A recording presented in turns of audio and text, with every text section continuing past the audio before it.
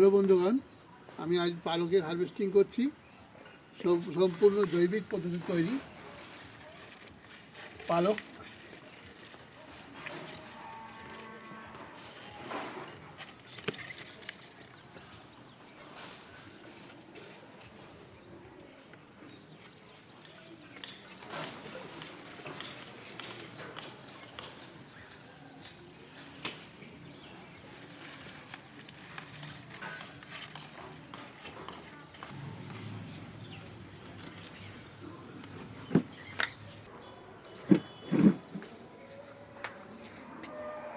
এই দেখেন, আজকে এটা হলো পালকের হারভেস্টিং।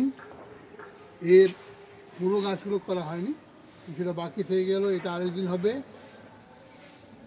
এরপরে আমরা বেগুনের হারভেস্টিং করব।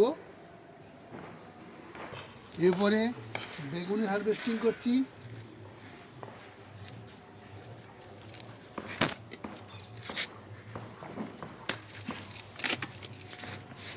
আজকে এই একটা বেগুনি হারভেস্টিং করছি, এটা পর্যাপ্ত হবে এখন কাজটির জন্য। প্রায় 500 গ্রামের মতন ওয়েট।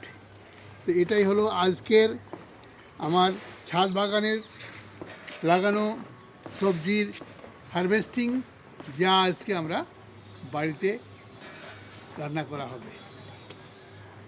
Thank you.